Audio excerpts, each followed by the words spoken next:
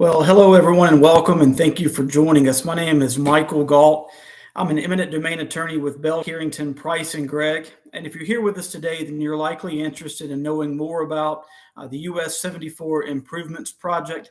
That's also known as the Independence Boulevard Improvements Project in the greater Charlotte area. Now, I'd like to begin just by going over this project in general. If you live or work in this area of Charlotte, then you've likely been hearing about this project for some time. In fact, the project itself has been in the works in the planning or design stages since around 2015.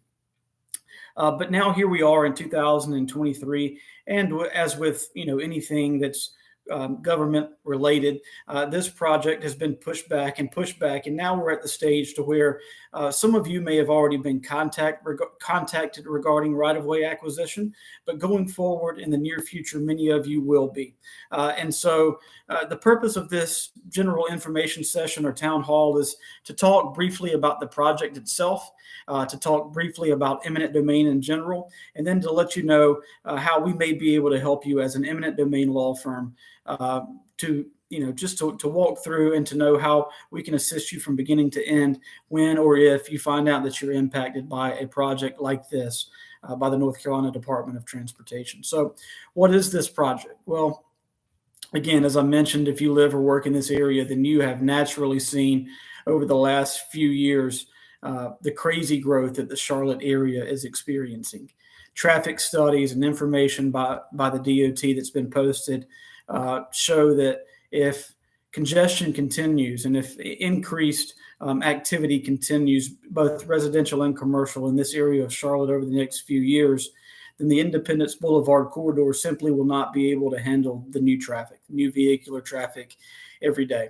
And currently, residents in southeastern Mecklenburg and northwestern Matthews counties, or Union County, the Matthews area, don't have a way to get to uptown Charlotte reliably. There's no mechanism for them to go to provide reliable travel times on that particular corridor.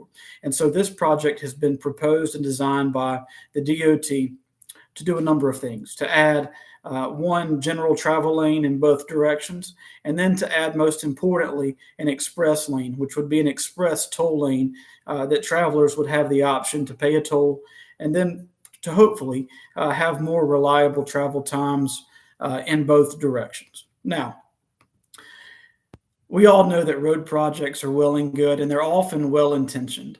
Unfortunately, for many of you that are landowners, both residential and commercial landowners, along this stretch of Independence Boulevard, these projects come with extra headache long before you ever see any potential improvements from the intention of the road project itself. That comes in the way of land acquisition. As you can imagine, the DOT in a project like this needs to require, in some cases, substantial amounts of new property from landowners that border both sides of the roadway in order to effectuate this road widening program or project. And again, unfortunately, for many of you that are these landowners, that means that you're going to lose property.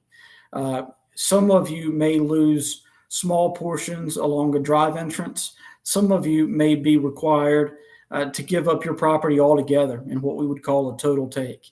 And the impacts vary widely between those two extremes, depending on where you're located and what the DOT's need is for this particular project in your location. That leads us to the theory of eminent domain. The question that we're often asked is, what is eminent domain and what are its limitations? Generally speaking, eminent domain refers to the government, in this case, the North Carolina Department of Transportation's ability to acquire private property for a public purpose. Now, a roadway, a road widening, a new roadway generally is considered a public purpose. And so the government likely has the authority and the ability, and they're legally able to take private property to complete projects like this. But that doesn't mean that you as landowners don't have rights. In fact, you do. And the most important of those rights is the right to what we call just compensation, meaning that you have a right to be paid adequately and fairly for the property that the government is seeking to take from you. They can't just take it and not pay you for it. That may seem simple. It may seem straightforward, but often the task of quantifying, of finding out exactly how much that property is worth, can be complicated. It can be even more complicated to deal with a government agency and their lawyers and their experts and the folks that they have on staff when they've been doing it for a long time, and often, in some cases for decades. And you, as a landowner, likely this is the first time that you've ever experienced a project like this before. You're not familiar with the process. You don't know the terminology. You don't know the players. And so it can be overwhelming for landowners, especially commercial or industrial landowners, like many of you are, to navigate this process. And that's sort of where we come in. At Bell Carrington, we have an eminent domain team, of which I am the team leader, and we focus on representing landowners in eminent domain matters against governmental authorities. Our firm is based in the Southeast. We represent landowners in North Carolina, South Carolina, Georgia, Alabama, and Tennessee. But we have an office right here in Charlotte and a team standing by ready to assist you, or to at least speak with you about how we may be able to assist you in this project going forward. Now, there are a couple of other key questions that potential clients often have. Let me preface this by saying that I have to sort of speak in generalities in a public forum like this. I can't dive down into your individual property in this forum, but either in the description of this video or at the conclusion of this video in the information box, you will see our contact info, a name, address, and phone number that you can reach out to directly to set up a one-on-one consultation to find out more information about your property in general. At Bell Carrington, we are fortunate to have developed some software that will allow our team to, in real time, while we're on the phone with you during that initial consultation, to find your name or your property or your address, pull it up on our screen, and to be able to see the actual plan sheets and the impact to your property while we're having that conversation during our initial consultation, so that we can speak intelligently with you about what we believe the impact to your property may look like, and how we may be able to assist you going forward. So, a couple of things. That initial consultation, it's always free. It's always no obligation. We are happy to speak with you about what the impact to your property might look like, to see if you're impacted. Maybe you're not. If you're not, we'll be happy to tell you that too. And that might be the best news you receive during that call. But if you are, then we will take some time to, in more detail, explain to you how the eminent domain process works from start to finish. When or if we think it may be a good time for us to jump in to help you, and what we think the outcome may look like over long term and toward, as we move through the project. The second thing that I want to address is attorney's fees. Potential clients and oftentimes the public in general has an aversion to lawyers because of their notion that attorney's fees are expensive and that they're burdening and that they're oftentimes overwhelming, and they don't want to have to pay a consultation fee, pay an upfront retainer fee, or be billed hourly on a project or a case like this.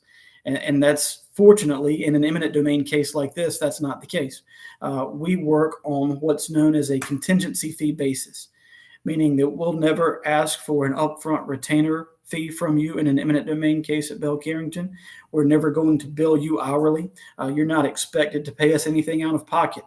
Instead, our fee simply is a percentage of the amount of just compensation that we're able to recover for you, in this case, over and above a certain amount. Usually, that is over and above the initial offer from the condemnor, or in this case, the North Carolina DOT. So, again, we can dive into the specifics of our fee agreements and fee arrangements, and we're happy to have those one-on-one conversations with you as you reach out to us for those initial consultations. It's difficult to speak in generalities in a public forum, but just know that we can say that these are not cases where we will attempt to bill you hourly. You'll never be responsible for a retainer fee or any out-of-pocket money. Instead, our fee comes as a percentage of the recovery that is payable at the conclusion of the case. not out of pocket by you as an individual landowner. So overall, I want to keep this fairly short to respect your time, but overall, the key takeaways are that this is a massive project. The budget is nearly $1 billion. Chances are the project will exceed $1 billion by the time it's all said and finished. The headaches to you as landowners are going to be massive. The impacts to you as landowners are going to be massive. And it's important if you've been contacted or if you think you're going to be impacted by this project and you don't have legal counsel at this time, to reach out to us or to reach out to somebody that you may be able to get some more information from about the future of this project and, more importantly, the future impact to your particular property. These cases can be complicated, and it's important that you protect your rights and your right to just compensation early and often throughout this process so that you're in the best position that you can be in at the end of the day when these cases reach conclusion. So again, Michael Galt with Bell Carrington. You can reach us at the contact information provided in this video description. Feel free to reach out to me directly, and I will be glad to either assist you or put you in contact with the appropriate team member that can. I want to thank you for joining us. All of us at Bell Carrington appreciate your time, and we look forward to hopefully speaking with and working with some of you going forward. Thanks again. Have a great evening.